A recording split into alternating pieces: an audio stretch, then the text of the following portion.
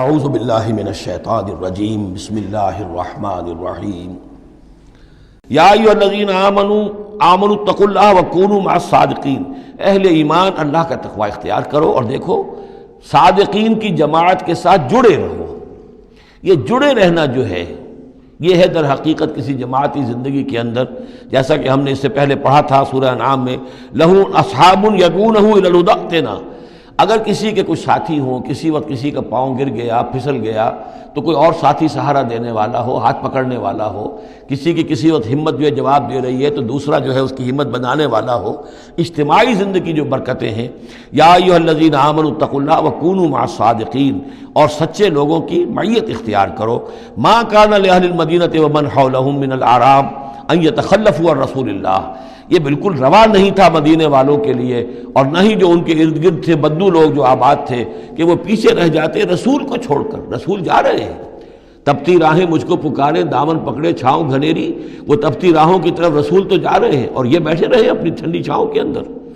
وَلَا يَرْغَبُوا بِأَنفُسِهِمْ عَن نَفْسِهِ، اور نہ ان کے لیے یہ روا تھا کہ وہ نبی کی جان سے بڑھ کر اپنی جان کی فکر کرتے، اپنی جان کی پرواہ کرتے، اپنی آسائش اور اپنی حفاظت اور اپنی عافیت جو ہے اس کی فکر کرتے۔ ذَلِكَ بِأَنَّهُمْ لَا يُصِيبُهُمْ ظَمَأٌ،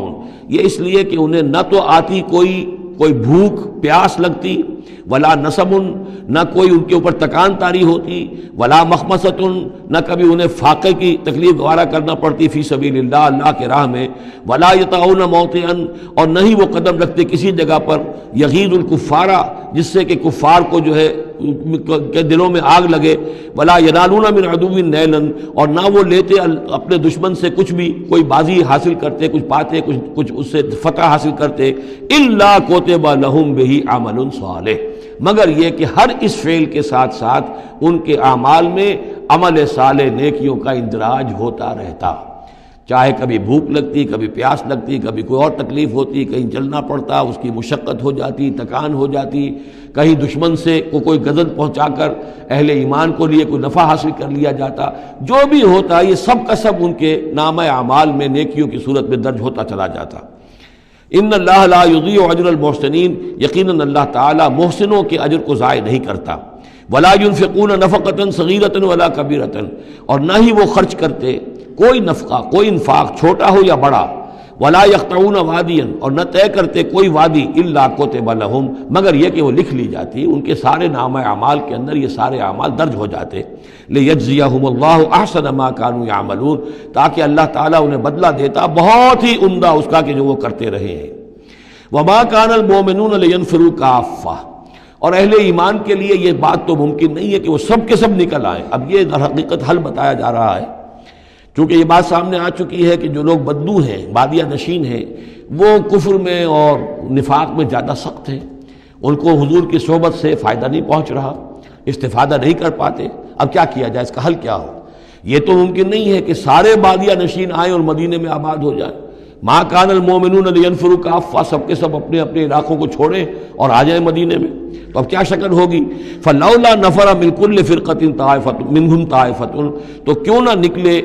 ہر ایک جماعت میں سے ایک گروہ، ایک حصہ، لیتفقہوا فی الدین، وہ آئیں حضور کی خدمت میں رہیں، تفقہ فی الدین حاصل کریں، دین کا فہم، دین کی سمجھ حاصل کریں۔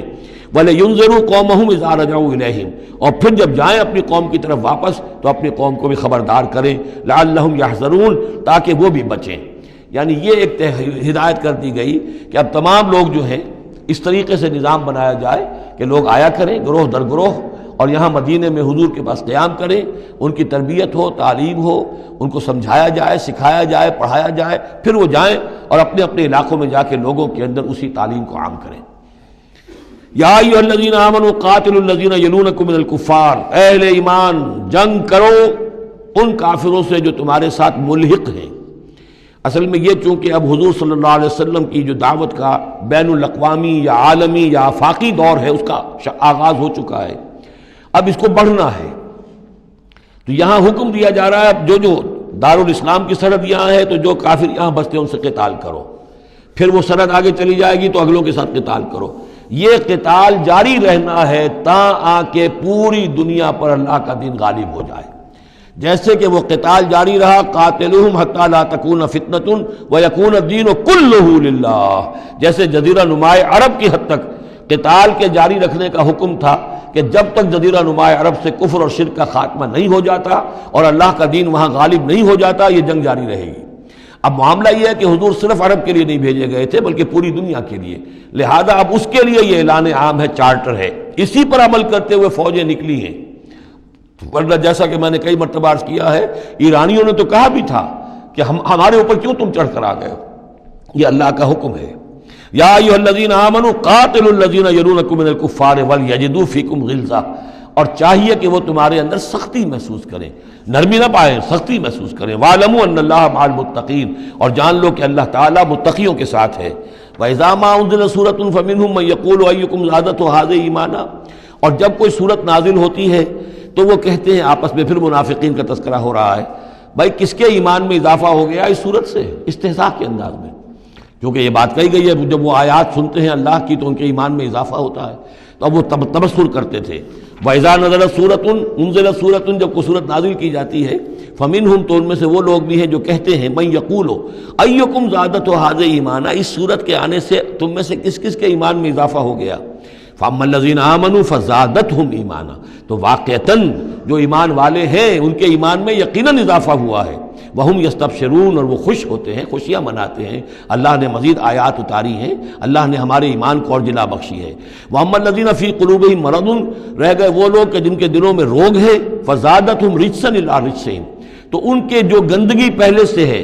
ان آیات کے نزول کے بعد بھی ان کی گندگی ہی میں اضافہ ہوتا ہے۔ وَمَاتُوا وَهُمْ كَافِرُونَ، اور وہ مرتے ہیں اسی حال میں کہ وہ کافر ہوتے ہیں۔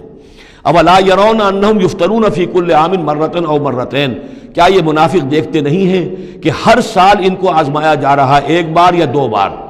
کوئی نہ کوئی مرحلہ آ جاتا ہے ہر سال، کوئی قتال کا مرحلہ آ گیا، کوئی اور آزمائش آ گئی۔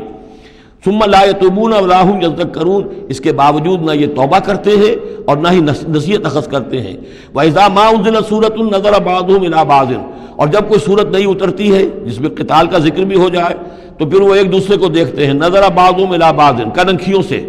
آنکھوں میں اشارے کرتے ہیں، هَلْ يَرَاكُم مِّنْ أَحَدٍ، تمہیں کوئی دیکھ تو نہیں رہا۔ ثم انصرفوا، پھر وہ وہاں سے کھسک جاتے ہیں۔ صرف اللہ قلوبہم، اصل میں اللہ تعالیٰ نے ان کے دلوں کو پھیر دیا ہے، بأنہم قوم لا یفقہون، اس لیے کہ ان کے دل تفقہ سے خالی ہیں۔ اب یہ جو دو آیتیں ہیں یہ قرآن مجید کی عظیم ترین آیات میں سے ہیں۔ لقد جاءکم رسول من انفسکم، لوگوں دیکھو آ گیا ہے تمہارے پاس ہمارا رسول صلی اللہ علیہ وسلم، تم ہی میں سے ہے، انسان ہے، بنی نوع بشر میں سے ہے۔ عزیز علیہ ما عنتم، اور مسلمانوں جو تم پر کوئی بات مشکل کی ہوتی ہے وہ ان پر بھی بڑی بھاری گزرتی ہے۔ حریص علیکم، تمہارے حق میں بہت حریص ہیں، سارے خیر، ساری خوبیاں، ساری بھلائیاں اللہ تمہیں دے دے۔ بالمؤمنین رؤوف الرحیم، اور اہل ایمان کے حق میں وہ شفیق بھی ہیں، رحیم ہیں، مہربان ہیں۔ فإن تولوا، پھر بھی اگر وہ منہ پھیر لیں، فقل، تو اے نبی کہہ دیجئے، حسبی اللہ، میرے لیے اللہ کافی ہے، لا الہ الا ہو، اس کے سوا کوئی معبود نہیں، علیہ توکل، تو میں نے اس پر توکل کیا ہے، وہو رب العرش العظیم، اور وہ بہت بڑے عرش کا رب ہے، وہ عرش جو اس کا ہمارے تصور کے اندر آ ہی نہیں سکتا، رب العرش العظیم، بڑے عرش والا مالک ہے۔